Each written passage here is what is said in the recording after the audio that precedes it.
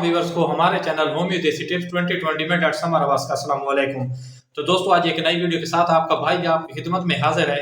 तो दोस्तों आज की वीडियो बहुत ही ज़बरदस्त होने वाली है उन लोगों के लिए जिनका ना बहुत ज़्यादा ना मैल का मसला होता है। उनके ना मुख्तलिफ किस्म के अज़ा पर मैल जमी हुई होती है कुछ अरसे से, सालों से।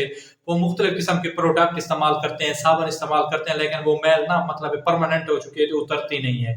उसके लिए हमने एक देसी तरीका या नुस्खा इंशाल्लाह तैयार किया है, जिसे आप सुनकर आप इस्तेमाल कर बहुत ज़्यादा खुश होंगे।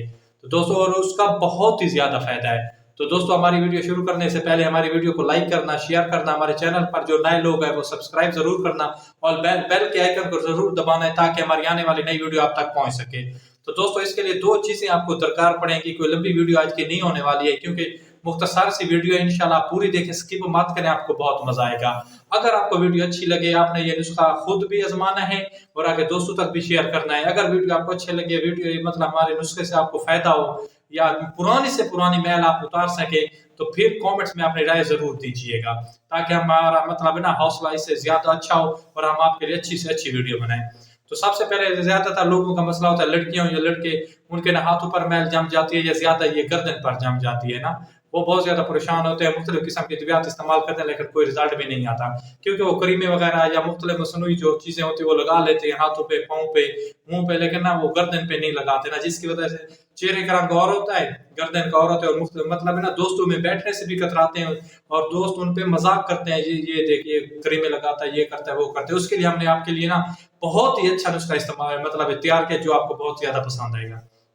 तो सबसे पहले दोस्तों आपने करना क्या है, आपने लेना है एक पेस्ट कोलगेट का, जिससे आप टूथ मतलब है ना दांतों को साफ करते हैं। पेस्ट लेना है कोलगेट और उसके साथ आपने तकरीबन 5 अदद लींबू लेने हैं। करना क्या है, पूरा पेस्ट निकाल के एक मतलब ना साफ मतलब ना बाउल में पेस्ट उसको निकालना है, एक जो होता है पेस्ट कोलगेट वाला, और उसमें 5 अदद लींबू का रस आपने निचोड़ के ना उसमें मिला देना है। उसको अच्छी तरह मिक्स करना है, इस तरह मिक्स करते रहे।